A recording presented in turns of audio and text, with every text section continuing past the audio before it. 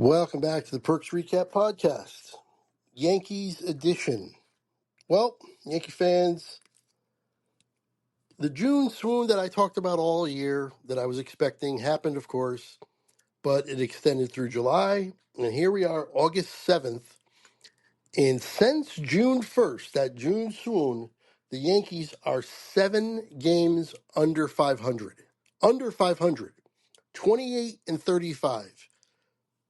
They're playing about as well as the White Sox at the moment. And this week was another example of it. On Monday, the 4th, they played Texas. 8-5 loss. Fried did what he's honestly been doing a lot lately. He did not have his good stuff. He did not have a great outing again. This is like quite a few in a row now. 5 innings, 4 runs. Not good enough. 7 Ks, 8 hits. He also had an error trying to pick somebody off. Weaver came on. Duvaldo came on and Bednar came on.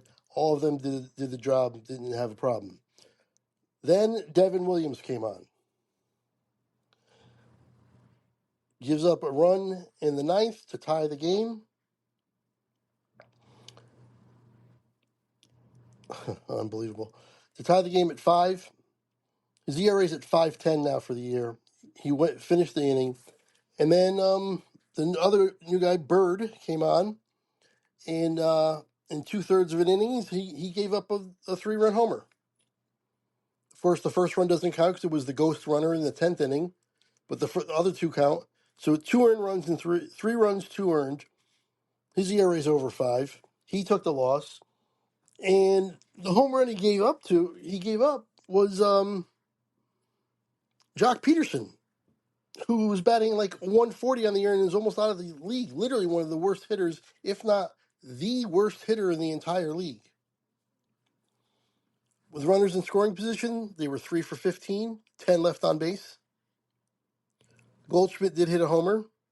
Rosario had a couple hits. Bellinger had 2 hits and a stolen base. Bellinger's still basically playing the best. He's been our best player consistently. Stanton came on, hit another home run, his 10th.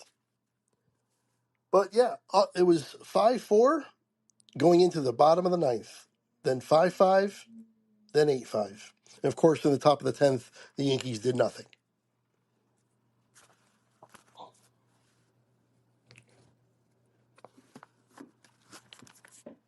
Tuesday, the 5th of August, Texas wins again 2-0. Not much to say about this game. The Yankees got 2 hits. After the day before, they got some hits together. They strung some hits together, scored 5 runs. They get 2 hit. And I think that loss stuck with them. Just my opinion. That loss might have stuck with them, and they kind of were reeling off of that loss the night before because the bullpen, once again, even though we've got all these new guys, Devin Williams once again blew the save. But he did it again here. So Will Warren comes on, one of his best outings of the year. 5 innings, no runs, 5 Ks, 3 hits, 3 walks. Will Warren, no problem there. Thank you, Mr. Warren. Duvall came on again for another inning. He did give up 2 hits, but no runs. Weaver came on for an inning, gave up a hit, but no runs. And then Devin Williams comes on, and it's 0-0. He gives up 2 runs. Unbelievable. And you know what? Now that I think about it more, I apologize. Bird did not give up the home run to Jock Peterson. Devin Williams gave up the home run to Jock Peterson. Yeah, in the 9th inning. Yeah, or in the 8th inning. So either way, it doesn't matter because they lost. Devin Williams goes 2/3 of an inning and gives up 2 earned runs, takes the loss, and is out of the closer's role. And I think that's a good decision. He's been in, he was in, then he sucked at the beginning of the year and fell out of it. And Weaver was a closer for a little while, but he pitched pretty well as the 8th inning guy.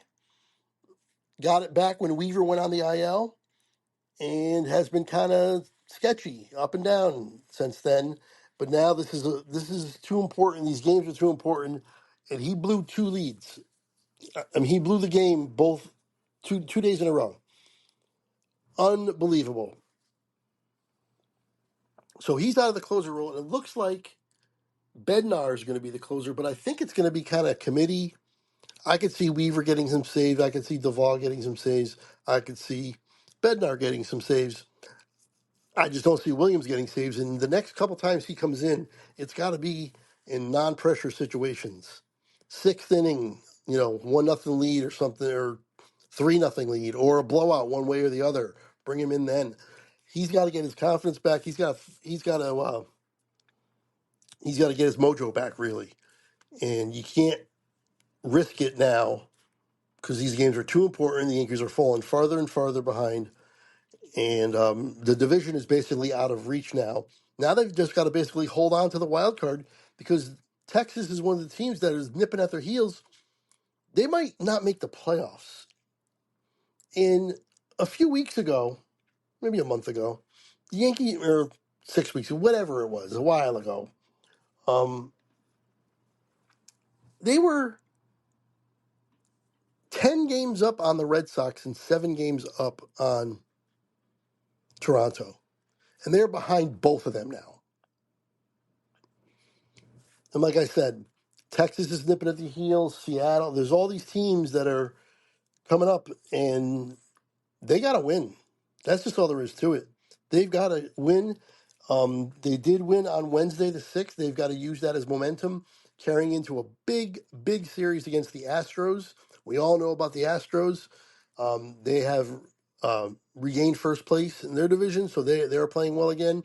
They got Carlos Correa back, which I don't think is a huge move, but regardless, it is still a ghost of Yankees past for sure. And they've got to exercise the demon there. They've got to win 2 out of 3 in this series. They've got to. You lose 2 out of 3 here, or God forbid get swept, you're out of the playoffs. You'll mathematically be out. You can. I'm not mathematically, but you will be out in the standings. And then it's really crunch time. And yeah, I don't know if they would recover from that if they get swept here. They did get the win on Wednesday, as I said. Rodon pitched okay, 5 innings, 2 runs. Still gave up 6 hits and had 4 walks. That's a lot. That's a high whip. Only 3 Ks, but again, he kept them in only 2 runs. Okay. Leiter came in. He actually was officially the one person who got the win. Goes an inning. Tim Hill, 2/3 of an inning. De Los Santos, 2/3 of an inning. And Bednar came on for a 5-out save and got all 5 on strikeouts. An inning and 2/3, but he did have 2 walks. It is his 18th save on the year. With his saves from Pittsburgh. Sorry, and I think he's the guy now. Although he pitched over 40 pitches on Wednesday, and I know they're off Thursday. I'm not sure if he'll be available Friday. So if there's a save situation Friday, you might see Weaver or Dotel Duvall. I would say Dotel Duvall. Goldschmidt pinch hit home run. How about that? In the 7th inning. How about that? That's the game winner. It was 2-2, and he pitched it in the 7th inning for a home run. Rice was catching. I don't know if he was catching the whole game, but regardless, I think he was catching late. He came in after Goldschmidt came on. But Rice had catcher's interference, so that counts as an error, of course. And he's had that a couple times, so he needs to keep an eye on that. And good to see a couple stolen bases, too. Dominguez and Volpe both stole a base. Dominguez, 19, and Volpe, 15 on the year. Volpe also had some big hits in this series. Definitely an RBI hit. His offense actually seems to be coming around a little bit. And since McMahon has been there, he looks a little better at short, too. I think because he knows he doesn't have to range all the way over, McMahon is going to get everything he can. He's going to have good range as well. He can play closer to up the middle than he normally does. And let's face it, those throws are a little easier. And we'll see. We'll see about Volpe, what's going on. Rosario has been playing sparingly as well. We'll have to see what they do with the rotation. And Judge came back on Tuesday, did nothing. On Wednesday, he got a hit. But the thing is, both Tuesday and Wednesday, one win, one loss. Stanton didn't play at all. And Stanton's been swinging a hot bat. The day before, the last game he played, he hit a homer. He's been pinch hitting, but that's where you're going to relegate Giancarlo Stanton to, is just pinch hitting once a game, one at bat a game. Is he going to play on Friday and you're going to start sitting Judge? I don't know what they've got too many guys for too many DHs, because really Rice is not good enough at first or catcher to really be either one of them. So he's kind of a DH to me. Obviously Stanton is. Let's face it, Judge kind of is. Even though he's a great outfielder, I really think he can't help himself but to make these diving plays and these jumps and takes these risks in the outfield. And his bat is just too important to me. I would just much rather him like learn first base and be the first baseman, less chance of doing all that, and or be the full time DH. Um, his bat's just too important, and he's had a few injuries in the outfield. I remember back in the day when he dove and broke his ribs. Then the play in the L.A. with the toe against the curb there behind the fence that he just plowed through. He's had some injuries in the field. I'd rather him just swing a bat or just not make those dives. But it's hard. You can't really limit yourself. If you're out there, you're out there. Although Giancarlo Stanton seems to limit himself when he's out there. He does not bust it at all. He does not sprint after any balls that are in the outfield. And there's no diving by Giancarlo Stanton at all. But he's going to have to play outfield, I think. They don't want to do it. I don't think I think that their plan is to not do it. But they may be faced with a situation where Judge is simply not ready. He was playing long toss apparently, so maybe he will. But if he's still feeling it in a few days, you can't keep both of these guys out of the lineup. You're going to have to put Stanton in the outfield. I'm sorry. And you know what? You give him like 3 at bats, better than 1. Give him 3 at bats, and then late in the game, if you got the lead, of course, then you substitute him in. Substitute somebody for him in the outfield, or do it the other way around. So he's there late in the game to get the at bats when they matter more. Put him in the outfield in like the 4th inning or something. I don't know. Be innovative. Be creative. I would not be opposed to that. Do something different. People don't do that in baseball. You never see that. Usually you start the game and then you come out for defensive substitution. All right, well, what if you need the defense early? So you go defense the first half of the game and you put Stanton in the outfield, especially again if you're down. You need the better bat.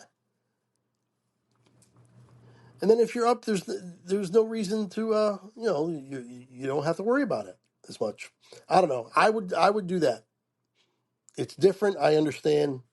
Probably some people are rolling their eyes, but I would do that. Go like 4 or 5 innings with whoever in the outfield, Rosario, whoever one you want to put there, and then in the next time Rosario comes up, pinch hit Stanton and put him in the outfield the rest of the game.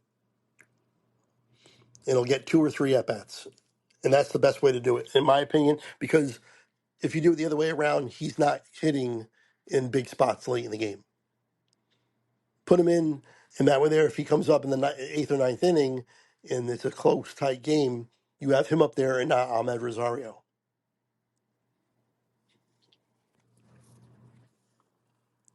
So that's the Yankees now. They are still. I thought for sure they would come out of the June swoon and the slump at some point, and they still haven't. And it's August 6th, and they are still right in the middle of it. They just lost five in a row. They won one. They need to use this game to launch themselves into not just winning a series. They need a winning streak. The only way they can afford to not to not have a winning streak is they would literally have to win like every series the rest of the way in August. Win every single series. 2 out of 3, 2 out of 3, 2 out of 3, 3 out of 4, 2 out of 3, 2 out of 3, whatever it is. Win every single series. Then you don't need to go on a big long streak. I would much rather win like 9 in a row, 10 in a row. I don't know if this team is capable of that. We're going to see the pitching matchups all favor Houston this weekend, except for Sunday, which we have Freed, although he's not been pitching that great. But Luis Gil, what are you going to expect from Luis Gil? He did not pitch all that well on Sunday. He did not look good. So we're going to see him for the second time. And then Cam Schlittler. I like him. I like the kid. I think he could be a future pitcher for them. I think he could be a mid to to near the top of the rotation kind of guy. He's got that kind of stuff. Or he could be an unbelievable bullpen piece, possibly even like a closer type, because he throws 1,000 miles an hour. I could see that as well. Either way, I think the future is bright for him. But he is a rookie. He's had his ups and downs, and this is an important series. Between Luis Gil and Cam Schlittler, we got to win a game. We've got to win one of those games. And then Max Fried's got to pitch like he pitched early in the year, and we got to win Sunday. And that's how you win 2 out of 3 against Houston. But you got to somehow scratch out one of these wins on Friday or Saturday. So that's what I'm looking at. I'll be back for the Houston recap, Houston series recap. Hope you guys are enjoying these. I will continue all year, and that's going to do it. I will see you later.